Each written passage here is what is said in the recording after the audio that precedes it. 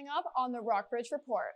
A leaky roof, holes in the walls, and other serious problems. A Buena Vista school is in disrepair, but one new group is trying to do something about it. We went for Christmas break and everything was fine, and then we come back and one of our classrooms was closed, and they told us that I think it was asbestos that was in the ceilings. And then a cyber attack on a major healthcare firm is creating headaches for the industry.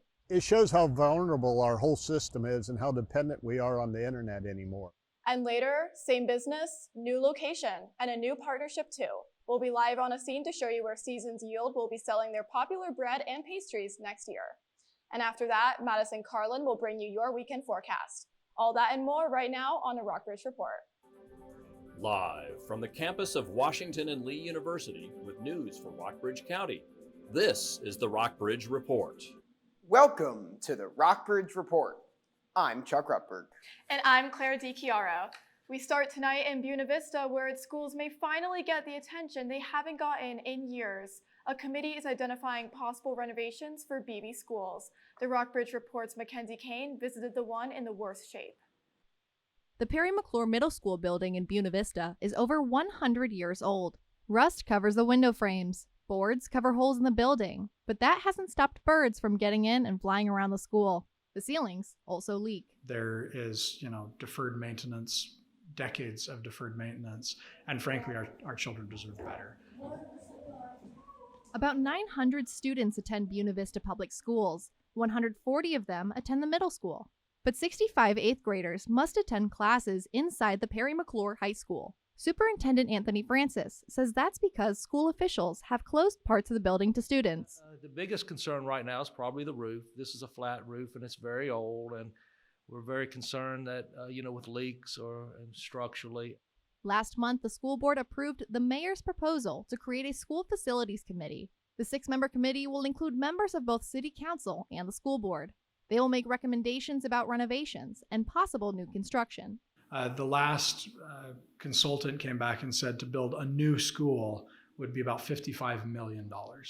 And even with the blessings and the financial, tailwinds we have right now, we don't have enough to afford $55 million. Jillian Wheelock graduated from Perry McClure Middle School about 6 years ago. She says in 6th grade, her class had to move to another room. We went for Christmas break and everything was fine, and then we come back and one of our classrooms was closed, and they told us that I think it was asbestos that was in the ceilings. The committee will come up with recommendations for improvements over the next 20 to 25 years. Its members will then present a plan to City Council. Reporting in Buena Vista, I'm Mackenzie Kane with the Rockbridge Report. Lexington and Rockbridge County school officials can't figure out why so many students are not coming to school. The Virginia Department of Education said chronic absenteeism is a problem across the Commonwealth. The state defines a chronically absent student as a child who misses school 10% of the time or more.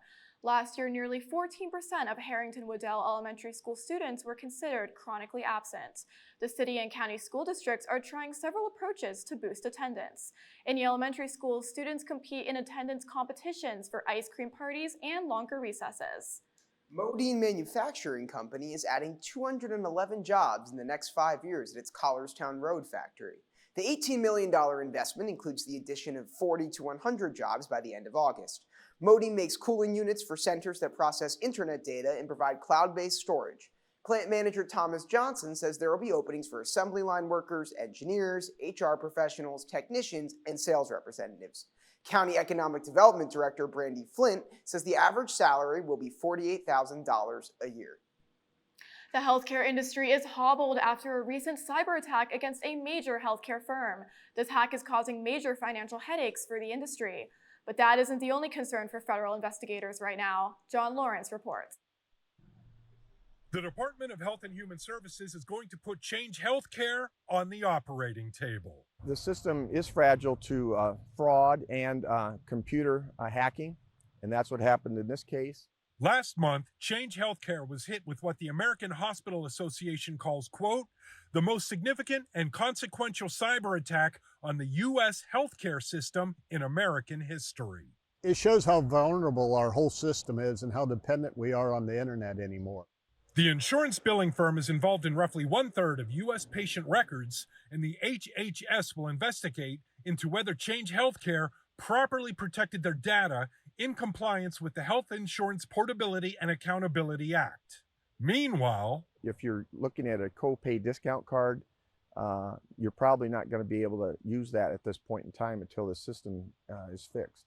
the hack has disrupted medical payments from insurance companies to health providers over the past few weeks, and that's leaving some clinics strapped for cash. It's very disheartening because we want to deliver the medications to our patients that we serve. A spokesperson for Change Healthcare and its parent company, United Health Group, tells CNN it will cooperate with the HHS investigation. I'm John Lawrence reporting. Now, officials at Change Healthcare say the criminal group Black Cat is responsible for the hack. The Justice Department has previously said that organization has been involved in other ransomware attacks worldwide. A Florida judge is considering arguments in the classified documents case against former President Donald Trump. The judge is hearing from both sides today. Trump argues he has unfettered authority to decide what documents from his time in the White House he could keep as his personal records. The argument is part of Trump's efforts to get the classified documents case dismissed. The special counsel's office has argued the Presidential Records Act does not provide the president the ability to change classifications merely by moving the documents. Trump has pleaded not guilty. Support the idea of a regional general aviation airport used by smaller planes. But first, a study must be completed to determine whether an airport is feasible. Rockbridge County supervisors think the study will cost $200,000. 80% of the cost may be covered by state and federal agencies. They've asked Buena Vista and Lexington to help them pay for the rest of it. BV is on board, but Lexington City Council has put off a decision until later this month. The local colleges and universities support the idea. Check out rockbridgereport.wlu.edu. That story was courtesy of our Lexington reporter, Ruby Gregg. In Ruby, the city is starting to narrow down its search for the new city manager. What updates do you have for us with the hiring process? Thanks, Chuck. The pool of candidates is now down to 3 finalists. That's out of 72 people who applied for the job since October. Mayor Frank Friedman said the 3 finalists will be interviewed in person tomorrow. Friedman said he hopes that City Council can make a decision and extend an offer next week. Back to you, Chuck. Thanks, Ruby. We'll have the latest updates from the closed meeting next week. Coming up next on the Rockbridge Report, Seasons Yield is leaving Haywoods to get a new space of their own. We'll show you how an unlikely partnership might work out. I think with this new space, we want to reach a broader audience that will come in from the county. After that, a former Trump official is interested in buying TikTok. We'll tell you why. All that and more coming up next on the Rockbridge Report. Welcome back to the Rockbridge Report. Seasons Yield Bakery and Cafe is moving out of Haywoods in Lexington next year, and it's headed to the gym. Mel, what can you tell us about the move? The name of the gym is Rockbridge Barbell. It is on Walker Street right now, and it doesn't have much in common with Seasons Yield, except for the fact that they both no longer want to pay rent.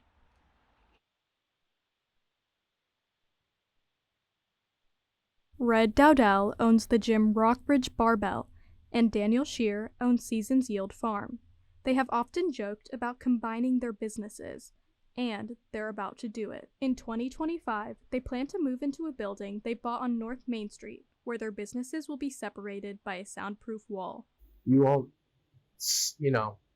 smell coffee in his joint. We won't see someone pumping iron through the window. Dowdell says Barbell will benefit with the location closer to downtown.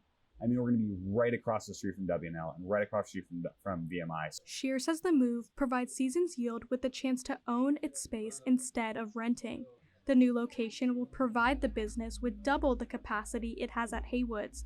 The business could also expand its hours beyond 7 a.m. to 2 p.m. I think with this new space, we want to reach a broader audience that will come in from the county. Barbell has rented space on Walker Street for 3 years. It offers a place to work out. It also provides personal training services. Seasons Yield has rented at Haywood since 2022. The cafe sells coffee and pastries Monday through Saturday. We're both interested in owning our own space, vice renting. both interested in nourishing the body and soul and mind of our customers. General Manager of the Georges, John Gomes, says losing Seasons Yield as a tenant won't hurt their business. I don't think it's going to impact us. We are the experts in the hospitality business, so we will find another way to have another type of a unique offering. Gomes says Seasons Yields has a yearly lease with Haywoods, but he says there's no set-in-stone contractual agreement. Gomes says that there are no rush for Seasons Yield to leave. Haywood plans to allow the bakery to stay until they are ready to move into their new location. Reporting live for the Rockbridge Report, I'm Mellison Bai. Back to you, Claire. Rockbridge County, Lexington, and Buena Vista will soon be home to a specialized drug treatment court to keep qualified nonviolent offenders out of jail. Drug courts provide alternative sentencing and treatment for qualified offenders. The goal is to reduce drug abuse, cut down on recidivism, and ease the pressure of drug cases on the court system. Buena Vista Commonwealth's attorney Josh Elrod says court system officials will begin receiving training in June. Drug courts operate in 60 other jurisdictions across Virginia. Former Trump Treasury Secretary Steve Mnuchin is interested in buying TikTok. Thursday, Mnuchin said he's assembling a team of investors to make a bid to buy the social media platform. This comes after the House passed a measure on Wednesday to ban the China-linked social media app if it does not sell to a U.S. owner. Mnuchin said existing U.S. investors would have the option to roll over the stakes in TikTok, but stressed none would have more than 10% control. The bill faces an uncertain path in the Senate. TikTok's parent company, ByteDance, would have 5 months to sell the social media platform if the bill is enacted. The government released the latest inflation numbers Tuesday, and while prices ticked up slightly in February, there is some good news about the economy. Jen Sullivan breaks down what the latest numbers mean for your wallet. The latest inflation numbers show consumers are still grappling with higher prices. According to the latest Consumer Price Index report from the Bureau of Labor Statistics, prices ticked up 0.4% in February from the month before, and over the last 12 months, prices rose by 3.2%. But the full report has both good and bad news for consumers. You cannot look at a single data point alone. You have to look at a trend. Dr. Brian Marks, who teaches at the University of New Haven, says the pandemic drove up inflation, but recent global events are still impacting prices, like Russia's war in Ukraine affecting oil, and turmoil in the Middle East diverting shipping routes. Shippers are paying higher premiums for insurance, and they're passing that along to the extent they can. While these latest inflation numbers are slightly higher, when we look at the last few years, inflation is much lower than it was in February of 2022. Here's where it's hitting consumers most: housing and gas. Rent in February was about 30% above pre-pandemic levels, according to Zillow, and gas prices are up 3.8%. According to AAA, the national average cost for a gallon of regular gas as of Wednesday was $3.40. Here's some good news. Overall, the price of food did not rise, and hourly wages are rising. Wages are actually increasing above the rate of inflation, but not by so much that it's putting that upward pressure on pricing. For Consumer Watch, I'm Jen Sullivan. Now, a former bishop in the Church of Jesus Christ of Latter-day Saints was arrested by police in Virginia this week after being indicted on charges that he sexually abused his daughter while accompanying her on a school trip when she was a child. Police and federal authorities have been searching for John Goodrich after a grand jury in Williamsburg on January 17th found probable cause that he committed 4 felonies. Those charges were filed weeks after the Associated Press investigated the Mormon Church and found they employed a risk management playbook that has helped it keep child sexual abuse cases secret. Coming up on the Rockbridge Report, Washington, D.C. is revamping parts of the National Mall. We'll tell you why. Like springtime in Lexington today, and we're looking at some warm weather ahead. I'm Madison Carlin. I'll have more details in my 5-day forecast. I'm Billy Quealy, and coming up after the break, a long-standing W&O record has fallen. I'll have the details. Stick with us. Welcome back to the Rockbridge Report. The city fire department says at least 2 children have been killed in wildfires in Valparaiso, Chile.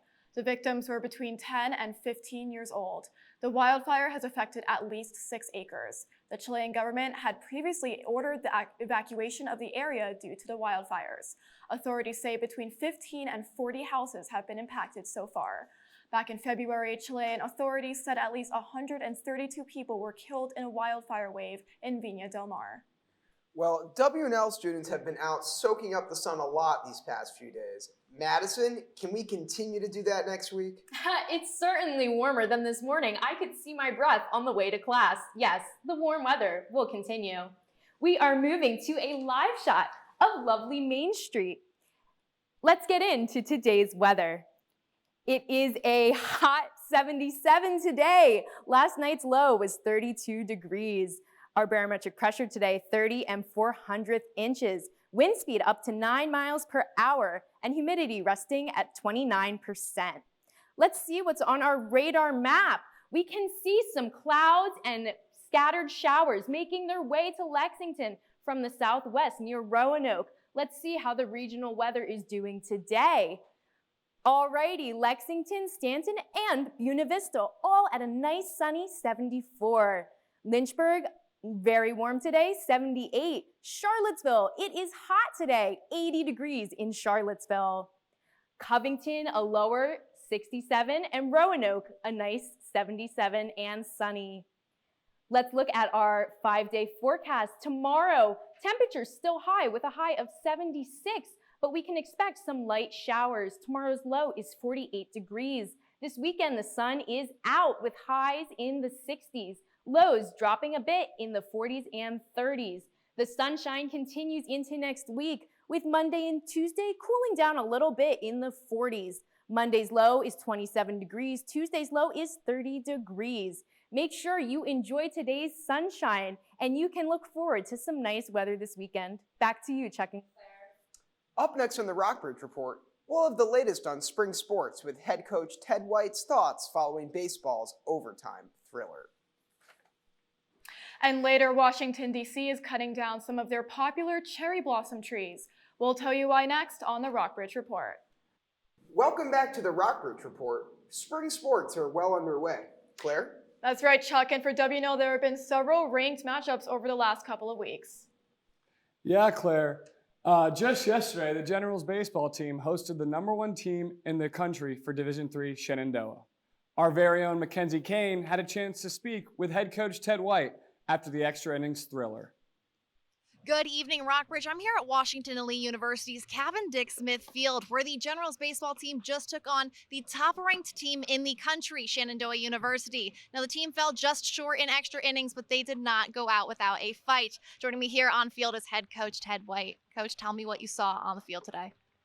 I saw a college baseball game, and I know to most people that sounds like it's just a token line, but it's college baseball. There's going to be mistakes, and then we made some mistakes early, but like I told the boys, I mean, every punch they threw, we counterpunched, right? And we were in it from the start to the end.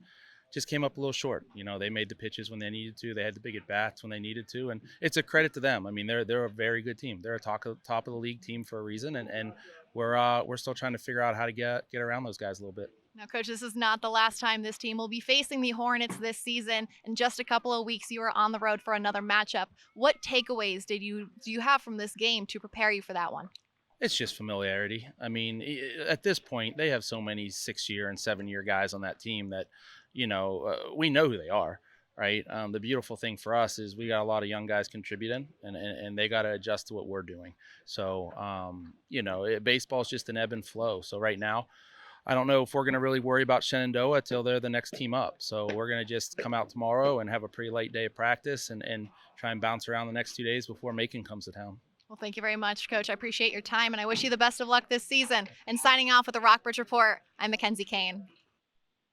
The Washington and Lee women's lacrosse team won the first game of their doubleheader on Tuesday afternoon after defeating Bridgewater College 19-7 on the road.